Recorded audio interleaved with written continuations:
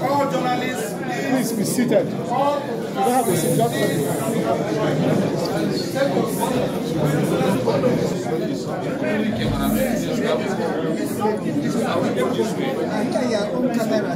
see, inside.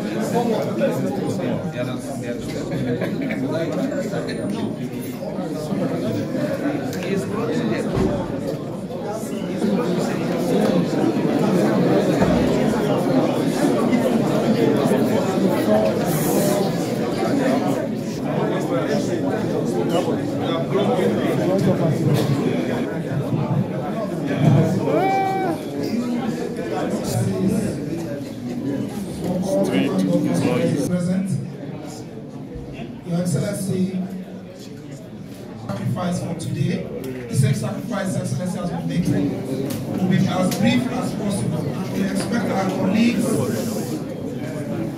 please, our dearest colleagues, we expect that we should maintain decorum so that we can hear each other and listen to His Excellency speak to the nation. Friends in the media, invite His Excellency. And that Atiku, Vice President,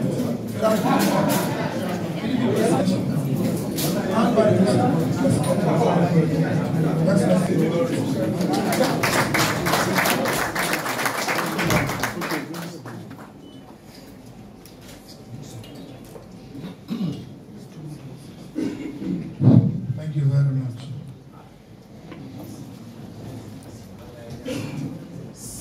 Your Excellencies, former governors,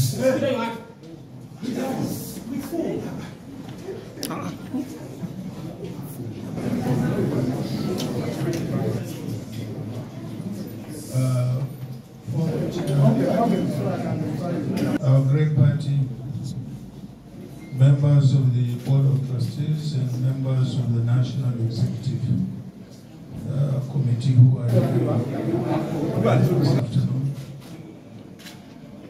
Gentlemen of the press, distinguished ladies and gentlemen, first of all, let me apologize that we have to have this event in a constrained space like the one we are having now. So we do apologize for that. Gentlemen of the press, fellow citizens of the Federal Republic of Nigeria, I consider it important to address and report to you today on issues that define the future of elected government and legitimate leadership in our country.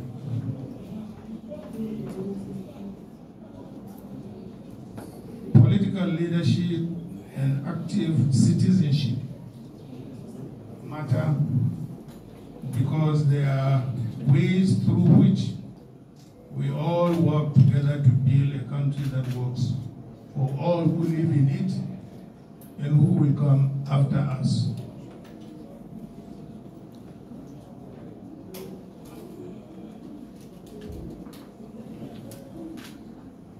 Our country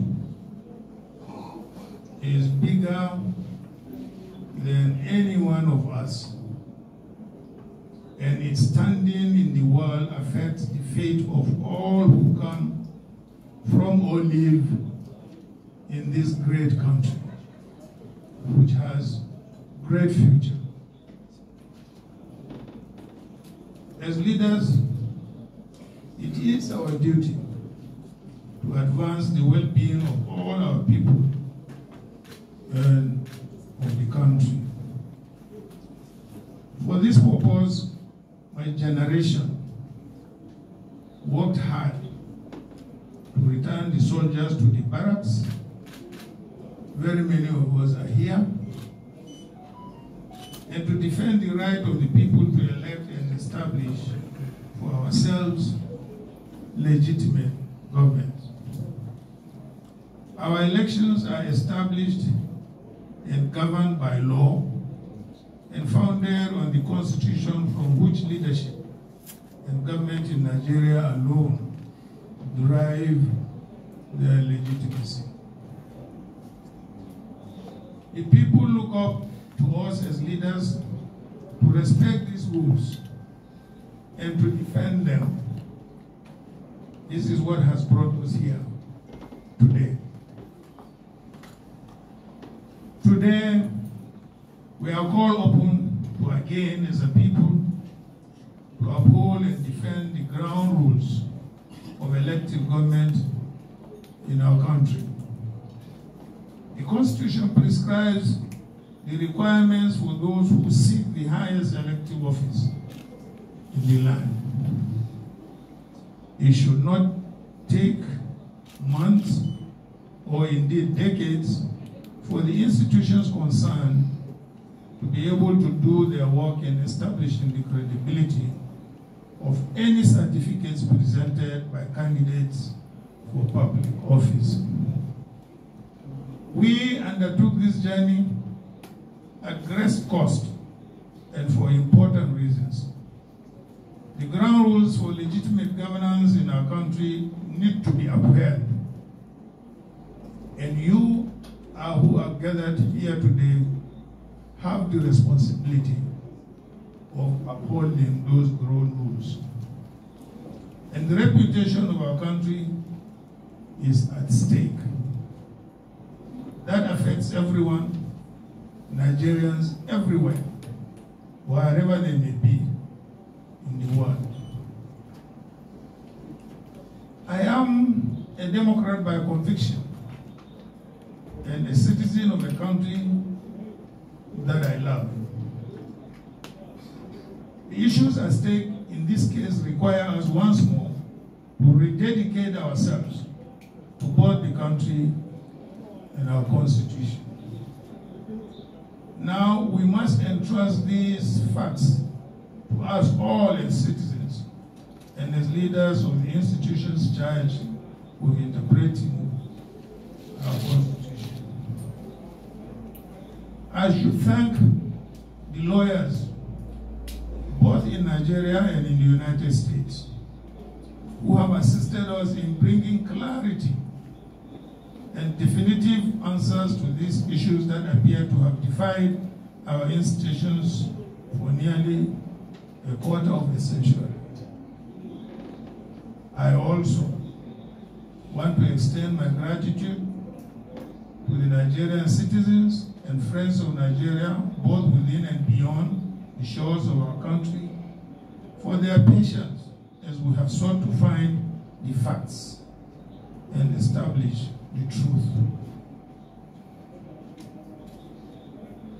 I wish to pay tribute to the late human rights activist, Chief Gani Fawehimi, senior advocate of Nigeria, who inspired us on this path of discovery. Now he can truly rest in peace, in the assurance that what he started about 23 years ago has come to fruition.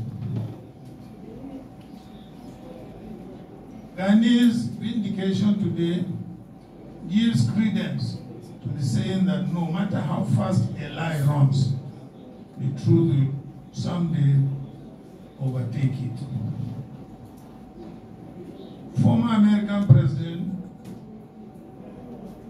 Thomas Jefferson once said, and I quote, "If I had to choose between government without newspapers and newspapers without government, I wouldn't hesitate to choose the latter."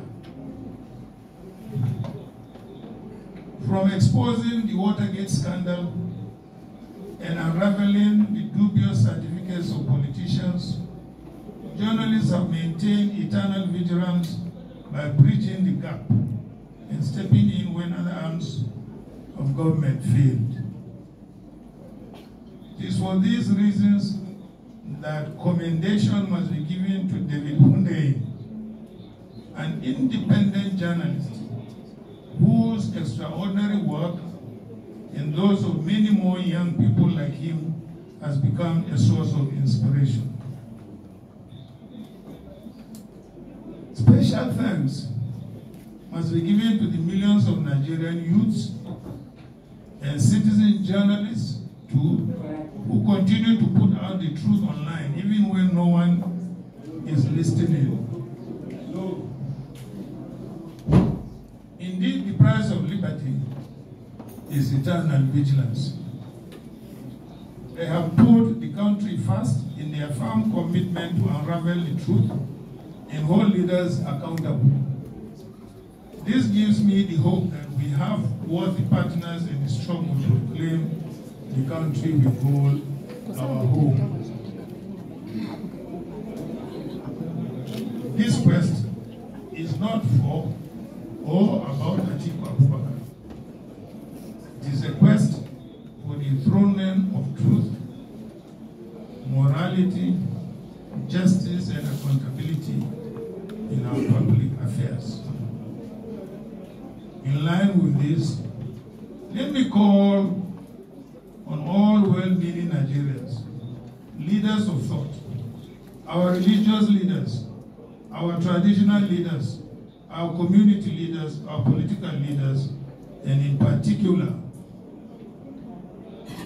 Governor Peter Obi of the Labour Party, and Governor Rabi Ukwankwaso of the NNPP, and the leaders of every political party in Nigeria, and indeed every single person who loves this country, as I do, and who wishes nothing but the best for this country as I do, to join me in this campaign to enshrine probity, accountability, and the basic principles of justice, morality, and uprightness in our country and in our government. This is a task for each and every one of us. Let me, therefore, at this juncture, thank you for listening. May God bless you all, and may God bless the Federal Republic of Nigeria. Thank you.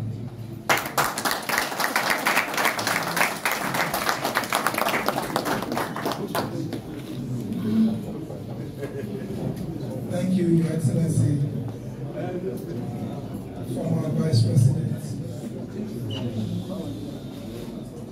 candidate on the People's Democratic Party in the last presidential election, and by the grace of God, the next president of the Federal Republic of Nigeria.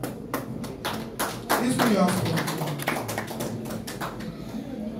Well, we have friends in the house, we have colleagues in the house. All technical questions will be taken. A spokesman for the president said that what you are doing against the president is a form of betrayal. And they said that in 2007, the president gave you a platform to run with and all that. And now you are, embarrassing him on an international stage. Don't you fear that this bond between... His Excellency will take a question from the African report, while Barrister Carlo will respond to beg to disagree with Bola Ahmed. Yes, it is true. In 2007, we came together to form AC. And in Lagos, at the convention, I emerged as the winner and got the ticket. After I got the ticket, and that was the end of the political relationship. He broke away, went and supported Umaru Yar'Adua. So, what is the ground? These are the documents. One, that Bola Ahmed Tinubu forged the certificate he presented to INEC. That's one. Two, that the qualifying certificate from Southwest College to Chicago State University bears a female, indicating that that document does not belong to Bola Ahmed Tinubu. Three, the Chicago State University admission application form has a claim that Bola Ahmed Tinubu attended Government College, Lagos, and graduated in 1970, when indeed the school was established in 1974. The same document has it that the owner of that document is a black American, and the document Bola Ahmed Tinubu submitted to INEC, he denied having dual citizenship, which means it does not belong to him. Then, the same document, oral deposition, says that the A, Bola A. Tinubu, is Ahmed, but the NYC certificate Bola Ahmed Tinubu submitted to INEC has Adekunle. I don't know where the Adekunle and the Ahmed emerged from. So, on the second arm of your question, of what use will it be in the Supreme Court, it is very, very clear that from the Senate authorities, the Supreme Court has held that they can accept a party to adduce fresh evidence as long as certain conditions are met. And from what transpired in the proceedings in U.S. court, that condition has already been met. So, as we speak, our law is very clear that a party at fault cannot be allowed to enjoy the fruit of his illegality. That is our answer to your question. Thank you. My name is Carlo.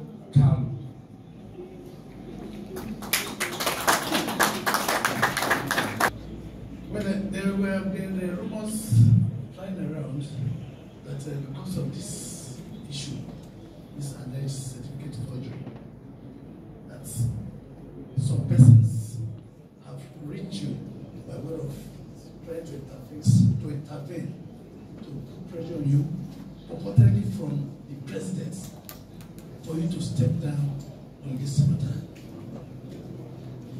If it is true, will you step down on this matter? That's one. Secondly, you are fighting this cause. What is the fate of your business interests? Do you fear that maybe, should you continue, that your business interests might be threatened because of the powers from the presidency? Thank you very much. The latest in the series of questions that you asked.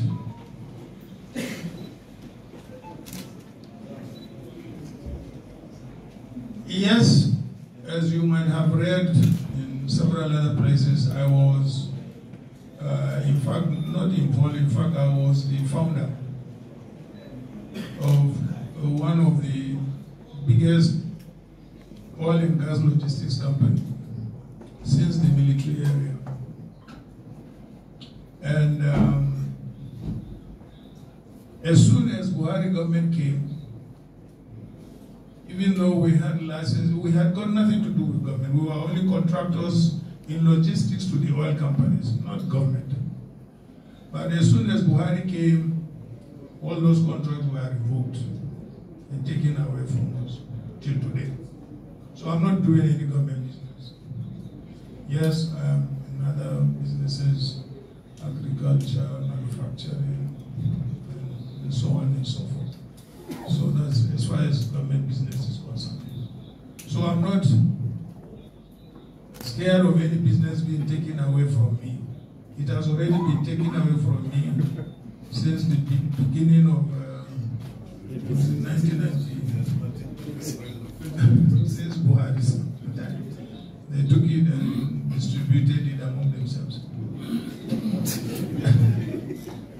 So what was the other question?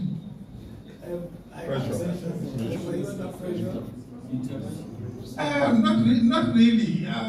Yes, immediately after the elections, I was told there was a delegation of governors who claimed, they were sent, by the president, but I did not even allow them to get into my house. I didn't. So will you drop this fight?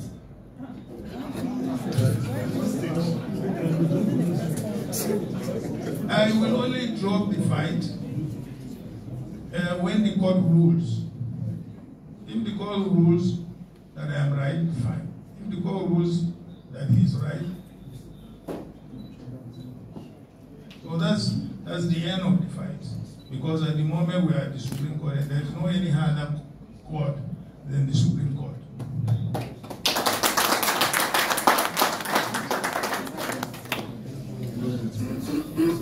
Thank you, Excellency President. God bless you. Thank you.